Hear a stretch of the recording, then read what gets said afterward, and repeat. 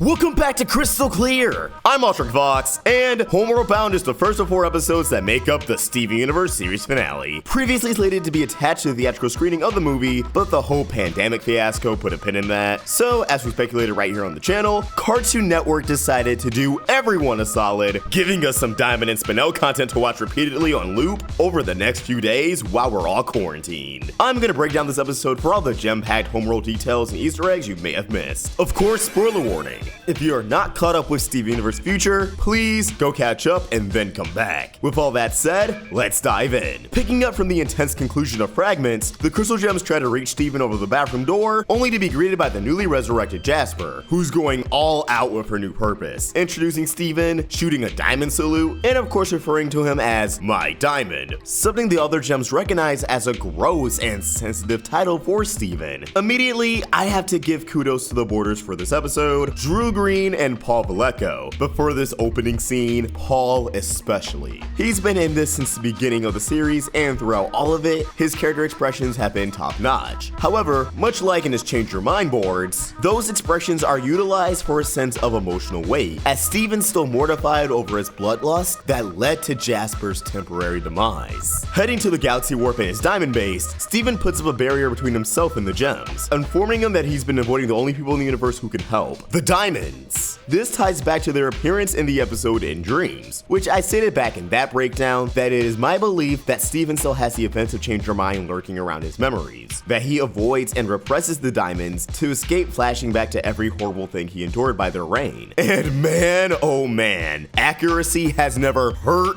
this much before. Jasper is also instructed to stay behind from following Steven, which is his only order to her as her diamond. And I'm using heavy quotation marks there. Of course, it crushes her. Even the Crystal Gems react with shock on their faces. Maybe this will allow for Jasper to talk things out with the Crystal Gems, especially Amethyst, as we're still in the dark about the events between Change Your Mind and Little Homeschool that caused Amethyst to go from referring to Jasper as sis to telling Steven to just forget about her entirely. But by this point, maybe I'm pushing my luck wishing for such a thing, since after this episode, we only have 33 minutes of the entire series left. Before Steven warps away, Garnet reminds him that we'll always be your family, which is the slogan Cartoon Network's been using for the end of this limited epilogue series. Actually happy to hear this line so soon in the show, and I hope we hear it again if Steven ends up packing his bags and leaving Beach City as the resolution to this epilogue. Arriving at Homeworld, the planet's society almost looks entirely new, and with good reason. The first thing worth noting is that the warp pad has been moved down from the ballroom, all the way to outside the Diamond Palace in the middle of Homeworld Square, and instead of a green and purple sky, it's now blue, purple, and pink. But how and why? Well, the planet appears to be cleaner and in a healthier condition than ever before. Whether it's because the Diamond's fancy plants, or because they genuinely want to see their home planet in better condition, Homeworld is now Team Trees, with plenty of them scattered about, alongside bushes and shrubs. This, on top of ceasing many of the gem race's previous harmful activities, has Homeworld looking almost as good as new. It's a start. Heading into the ballroom, we can make out a few gems in the establishing shot that aren't focused on later, such as Lemon Jade, previously poofed by Yellow Diamond and Together Alone, a Turtleneck Jade, Ocean Jasper, a Ruby, and a Twisted Bun Jade. We'll see this later with an Aquamarine and Cherry Quartz as well, but this episode reiterates that uncorrupted gems, and gems in general, are free to do whatever they like and traverse to and from Earth whenever they please. These gems could still be enrolled in Little Homeschool, but with the Galaxy Warp, they can pop on over back home anytime they want. Remember, Steven told Cherry Quartz she can live on Earth if she likes. It's an option. Enrolling doesn't equate to living on campus. I just know that can be a little bit confusing. But I don't believe the semester at Little Homeschool is over yet. Now, something Steven mentioned to Connie in Together Forever that wasn't elaborated on prior was that the events of Diamond Days didn't just liberate the galaxy, but establish democracy. That felt like an out of left field comment used to set up the fact that Connie may become president, but we see it manifest here with the 2 Zircons from the trial running for an election. What kind of election? What kind of position? Nobody knows! Are we going to have a Zircon as gem president? Even though we didn't get to physically see them, I'm glad the Zircons were at least acknowledged. They had a cameo in the film, but it was debated if it was even them or other Zircons. Now, there's no shadow of a doubt that they survived and are A-okay. The Famethus' dialogue also reveals that there's still animosity towards the diamonds in Era 3, with Red Stripe Jasper referring to Yellow Zircon as a diamond stooge. But in an era where everyone's voting for equal rights, they can either make Homeworld great again, or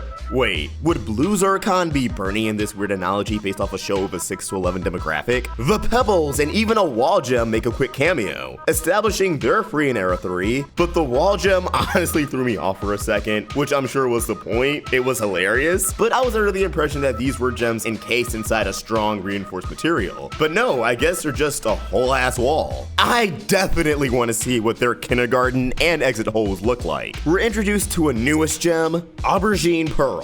And it seems as if Pearl's being info-loaded servant gems laid the groundwork for this particular Pearl to take up the occupation as a tour guide. A tour that relates to the audience that the ballroom doesn't have nearly as much magic in Era 3 with the diamond's relinquished power. However, Aubergine's dialogue, accompanied with Steven's gaze upon White Diamond's throne, sets up the episode's climax. When you walk through these storied halls, it's easy to feel as if you too have the power of a diamond. Sure, this refers to the fact that Steven actually has that power, but it also reflects White's new abilities to let others into her own mind, and Steven's experience with that power. Also, the gems on this tour are the beloved Topaz Fusion, 2 of the uncorrupted Nephrites from Senti's crew, a Sapphire that appeared in Together Alone, and a Square Hair Peridot, not to be confused with Squareadot from the video game Save the Light, whose maniacal laugh was heard in the post-credits for Unleash the Light. Post-finale game, anyone?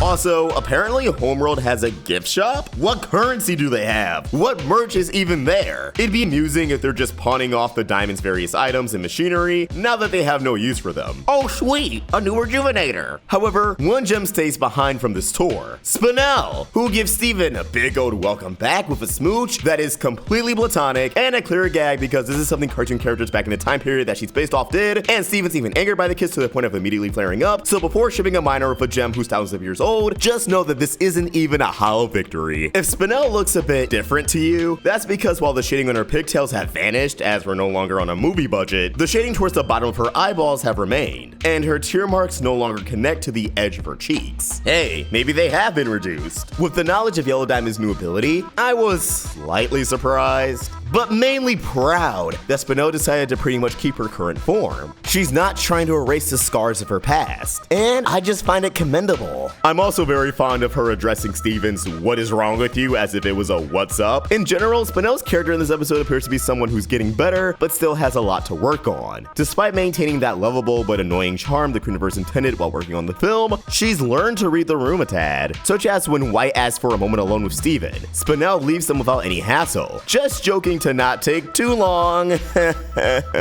Spinel brings Steven to Yellow Diamond's chamber, full of plant life identical to those found on the Jungle Moon, which makes sense. After all, it hosted Yellow Diamond's moon base. Yellow pieces together the shards of a gem from one of her regrettable cluster experiments, and this gem, alongside her orange companion, are Flint and Chert, as confirmed by the credits. Who are Flint and Chert, you may ask? Well, some of you may remember that we broke all that down in a video from 2018. As elaborated on the Steven Universe podcast, Flint and Chert were originally going to be 2 additional off-colors when Steven first finds himself on Homeworld, but were cut as the group felt too crowded. So, originally there were going to be 2 extra off-colors named Flint and Chert. They were like gray quartz soldiers who had a moral objection to fighting. Yeah, that's so cute. And so when I love that. Yeah, they were fun ideas. But so when we did the handout, I think we were talking about like, look, what do you guys think? Is this too many off colors? Like too many characters to deal with? And also there's this conversation about how I feel like they fit into off colors, because I think that the off colors represent different ways of being rejected by Homeworld society. And we realized that mostly it was about being rejected for who they were in a way that they couldn't change. Right. And Flint and Chert represented being rejected for like an intellectual idea, taking a stance. But we wanted this, to really focus, because I think, the Rutile twins, Rhodonite, Fluorite, Padparacha, they represent different aspects of being rejected, just who you are. And so it felt more thematic to just keep it to them. Yeah.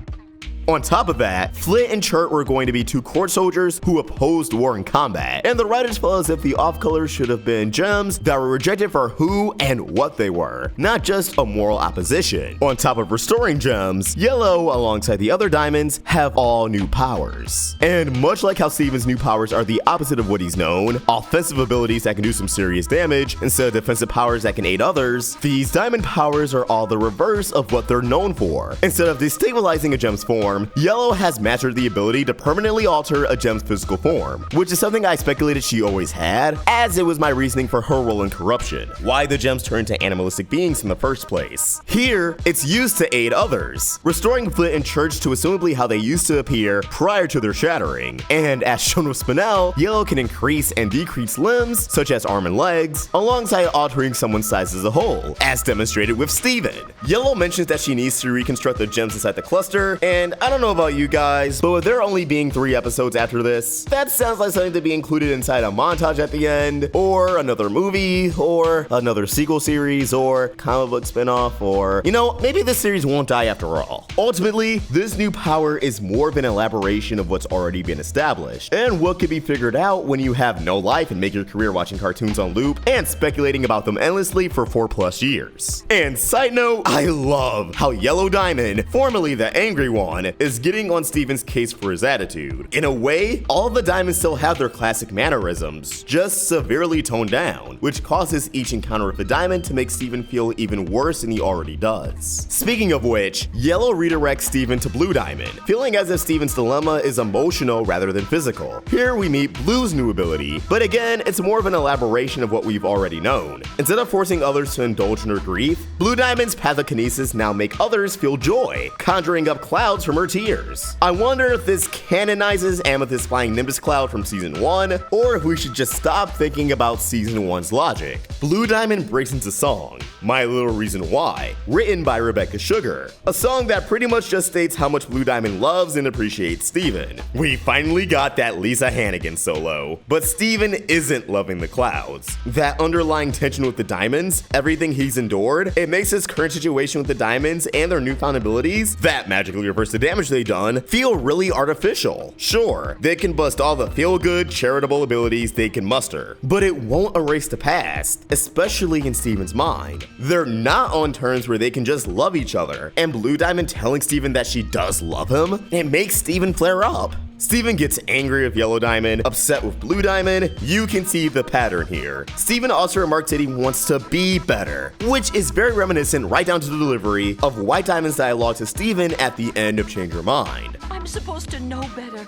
I'm supposed to be better. So naturally, White Diamond's up next. And oh my goodness, what she said about arriving back from her charitable escapade, giving voice to the little gem when all gem emerge fully developed, unless they're overcooked like Amethyst, and even then, she's still fully developed. It gave me the vibe of a rich influencer, not the social media kind. It's just kind of snobby, but in a well-intentioned fashion. Following the pattern of reversed abilities, White Diamond, instead of keeping everyone closed out from her, exerting dominance over others by forcing herself upon everyone, now welcomes everyone in. Literally, White now has the ability to channel the inner thoughts of others, allowing them to take control, showcasing this with Spinel. Now, I noticed that Spinel White Diamond is pretty much the palette used for the future opening, as Steven's control over White is a lot brighter, so I guess in a way, Spinel's featured in the opening twice, although it's really representative of Steven. White offers Steven a solution to his problems that I believe is also slight foreshadowing, much like the advice Greg gave to Steven in Mr. Universe. White's advice being, Steven needs to talk to himself. In the foreshadowing aspect, maybe this means Steven is having a conversation with his gem half. Maybe it means Steven needs to figure out a way to talk to any possible remnants of Pink Diamond's consciousness that lies within his gem. Regardless, this feels as if it's going to be a part of his resolve, whether if it's literal or metaphorical. White Diamond allows Steven to take over, only for Steven to recognize himself as well, a diamond, the cut-up gem that he opposes the most. Now, I just want to say, when I speculated for months on end that Steven would control White Diamond, alongside other avenues such as Jasper controlling White Diamond and White Diamond having her own repressed powers, I never imagined it'd be as simple as White just welcoming Steven in. This is why I always say theories are not worth debunking all too often. more so popular theories. Because the writers can make up new rules on the fly. Rules that can ultimately prove an unlikely theory correct. The idea of White welcoming others into her body and becoming the puppet makes sense, but wasn't hinted at before. So when it comes to certain characters morphing into a giant kaiju, the rulebook won't be too beneficial for why it can't happen, because new rules can always be added. But no, it's okay, we'll check back in at the end of this week when Steven likely turns into a giant kaiju. Steven alarms himself after exploding onto White Diamond, wondering why he's so afraid until he flashes back to the moment White removed his gem.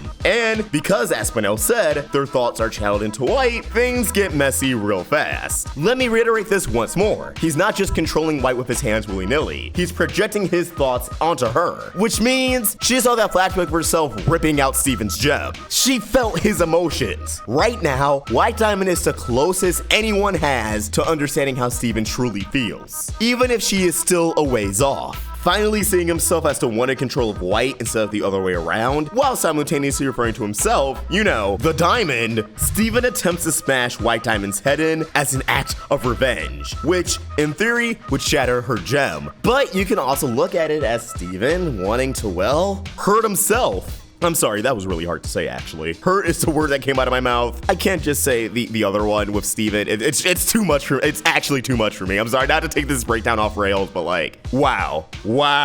However, Steven ends up slamming his own head, causing him to lose sync with White, who returns to her original palette in the same fashion those controlled by her did. And man, Steven is really going through it. I already suspected his act of shattering Jasper wasn't just adrenaline, but in a way, revenge. Payback for everything she's done. For Steven to acknowledge how he's having vengeful thoughts here, I think it shows that not only did Jasper get a taste of that medicine, but that as long as he's out of control, it is only going to get much worse. Ashamed of himself, Steven begins swelling up once more, as Spinel chases after him Sonic the Hedgehog style. Steven looks at Spinel for advice. Bad idea. Only for Spinel to remind Steven that he was the one who turned her life around in the first place. Spinel belting out the lyrics to change right in front of his face. And just as how Spinel was in the film, Steven in this moment realizes that not everything can be fixed with a song. Yet, rejecting his own advice causes the swelling to increase. Steven grows to the size of his mother, as his hair puffs out like hers. And you may wonder why his clothes didn't rip off like in growing pains, but Unleash the Light established that Steven now rocks out with light-based clothing, which is what gems wear, and is what Large's pirate outfit is assumably made out of. So, it expands alongside him. The gown Priyanka gave him was human material, so of course it ripped the larger he grew. However, I assume gem clothing could potentially rip if Steven grows too big, hinting at kaiju. Much like the gauntlet of princess tropes that were found in Diamond Days, one last trope is snuck in as Steven drops the sandals Cinderella style. Spinel and the Diamonds calling after Steven on the doorsteps, reminding him that they're family. But